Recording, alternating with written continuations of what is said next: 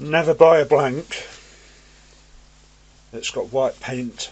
I think it's like, this is a really old blank, and it's more like an old style of ceiling. This white here was all the way round.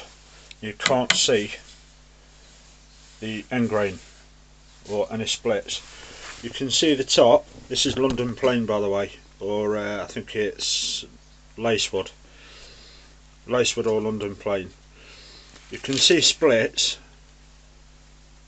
on the face grain, but you can't really tell how far they go down.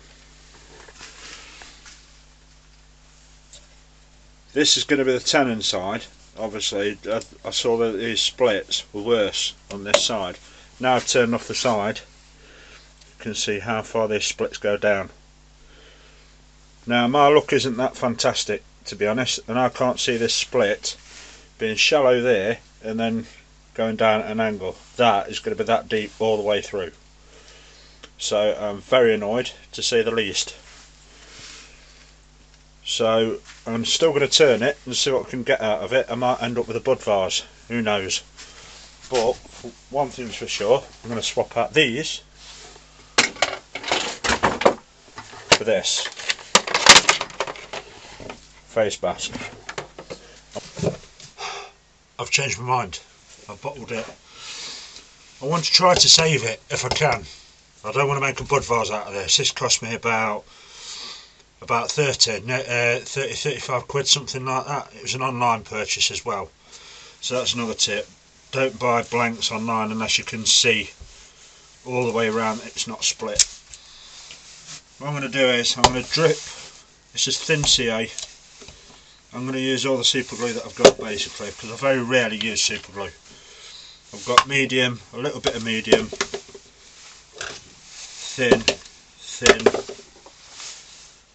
Gorilla super glue. That's so thick it's not moving.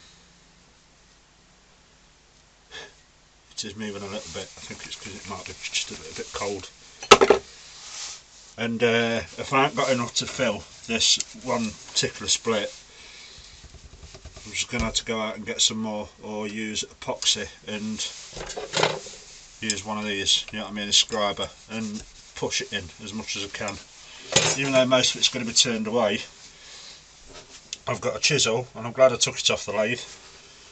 I've got a chisel wherever I've just put it. I just stuck the chisel in inside there and just leave it to see if it moves, and it does move a little bit. And I've taped it all the way around the outside as well. Obviously that tape, I'm not going to leave that on when I'm turning, it's just going to be turned off, but what that's for is to stop the super glue seeping out the ends and just dripping down onto the table. That split doesn't go all the way through to the bottom. There are some hairline splits at the bottom, but they don't go that deep, or fantastically deep. But that's the main one, so that's what I'm going to be doing now anyway, filling. So I'm going to speed this process up. I've got activator as well, so I don't have to wait too long. So here goes.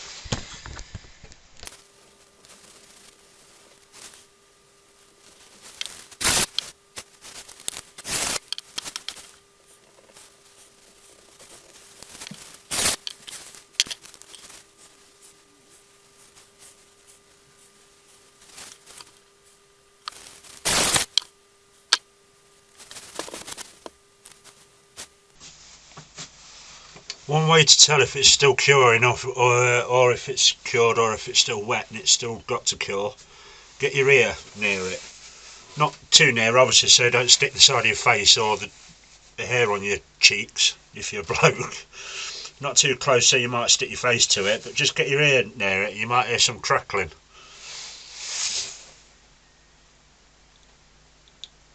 There's still a little bit of snap crackle pop in there.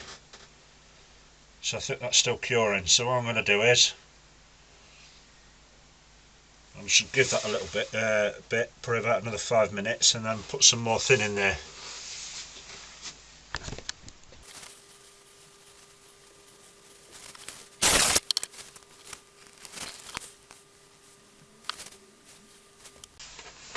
Right, here we go. Also the speed I said 800, I was going to do it at 800, but I stuck it on with the speed off, slowly raised the speed. When it went above 500, 550 somewhere like that, started to wobble a little bit, it's not faced off at the front or the back, I've just smoothed it off as much as I could to the side, just to check what those splits were doing. Glad I did. Another thing what I've done, I've checked it with a describer, and it's, it's filled it up pretty well, but I don't know where how that super glue is inside. There might be still voids. So what I've done is I've put plastic cable ties around the outside as well, so it gives it a little bit more support.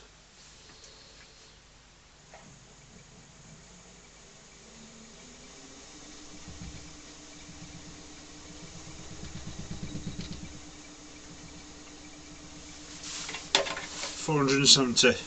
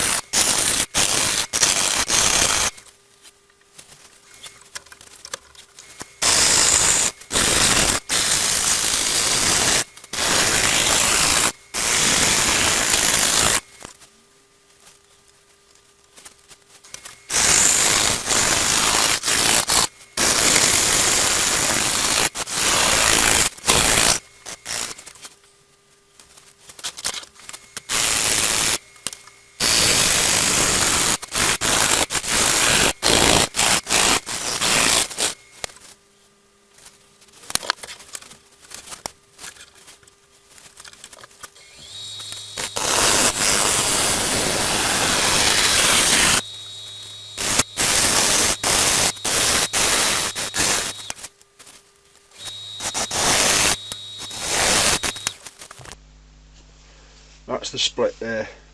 You can see how far the CA glue penetrated, because it's still got a little bit of CA there. Obviously not up here, because that's ultra thin, but it still went quite a way down, so it's a good technique that is. And also the tire wraps, it's the first time I just came up with that idea, to be honest. As I was recording it, as I was putting the CA in, I thought I'll stick some tire wraps on there, but still some clean up. I'm glad in a way that that split does seem to end about there. It doesn't go all the way through.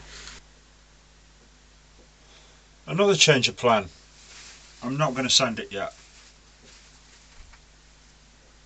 I'm going to complete the bowl first before I sand it.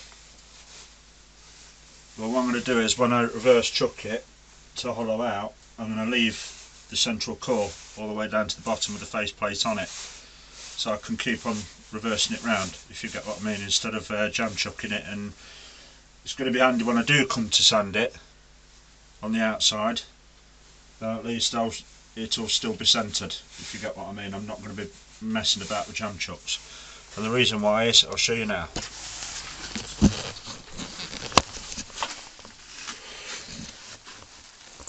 Zoom out. I was concentrating on this split and keep on moving it around all the time to have a look at this split. There's this one. There's that there, and then it's joined on at that little section there. It all goes down the bottom. Now if this was softwood, I'd probably chop this up and use it as jam chucks or scraps or glue chucks, that kind of thing. But it's London plain, it's lilac wood, it cost me a hell of a lot of money, so I'm trying to rescue this and actually make a bowl out of it. So now what I'm going to do is I'm going to hollow it. I'm going to keep this here,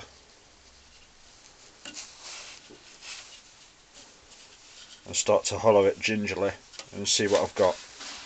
And it might be a case of, if it's stable enough, might be a case of doing an artistic flair with Dremels and carving burrs. Another one. So when I reverse it now, I'm going to leave the faceplate on it and just hollow it out, keeping that central core. Right, I think I'm going to lose this rim. You're looking at it again, there's a split here, very faint, you can't see it on this side, but the split goes all the way through the rim. It ends there.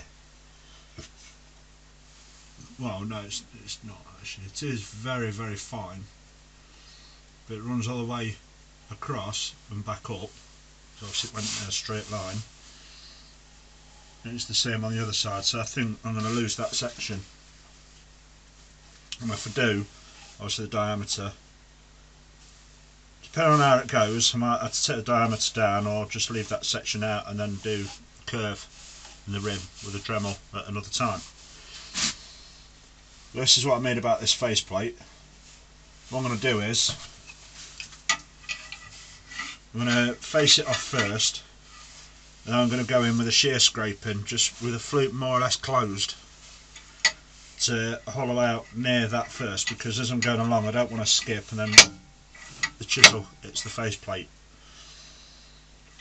I've locked this down as tight as it will go, because the end of this tool rest is near the end of that, so I don't really want it swivelling round and hitting the faceplate.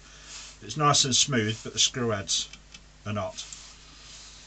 So locking it all down, face shield down, turn the speed off,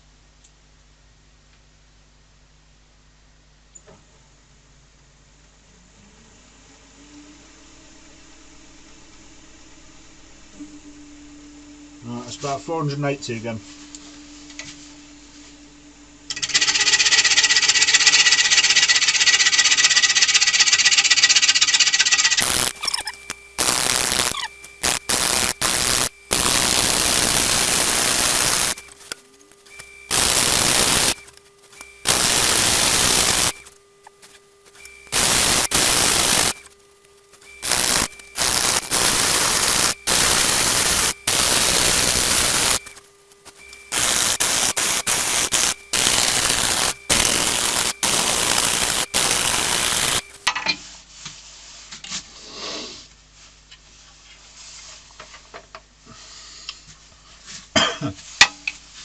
When you're going towards the central core, when you're hollowing towards the central core, you've got the flute about 45 degrees, haven't you, as you're going down. You don't want to hit that central core with the flute at 45 degrees. As you come close to it, turn your handle, and always remember to turn your handle. So when the chisel, when the end of the chisel touches that central core, it's actually, the flute's closed. If you hit it at 45 degrees and that corner, if you haven't got a swept back grind especially, even if you have got a swept back grind, if that corner, or even the edge there, hits that central core, so twist the chisel out your hand, probably give you a big catch, and you'll have gouge marks all over your piece. If it's a really bad one, you might end up smashing the side of your bowl off, especially with this amount of splits. So yeah, go at about 45 degrees, and when you come in close to a big section, just turn your flute so it's closed by the time it touches, or if it touches.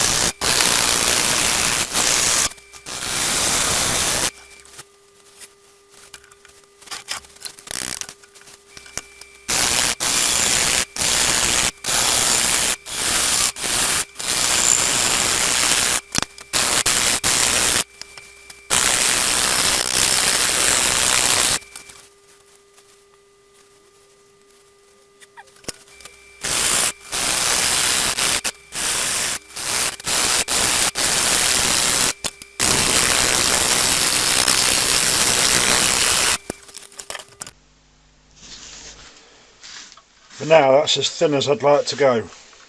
Still quite chunky. But still, if I grab my ruler,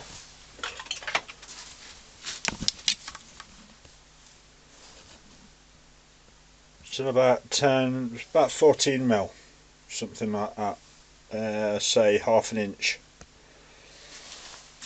The plan that I've got now, I was going to go deeper, but because that's curving that way, if I go in at the same, an inch all the way down, that's going to be a bit of a,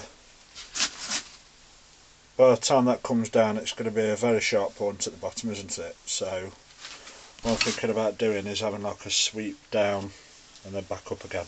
So it's not going to be a very functional bowl, but that, as far as I've gone down there, is as far as I'm actually going to go. I'll go a tiny little bit more, basically, so that sweeps down and then sweeps towards the centre and then back up the other side.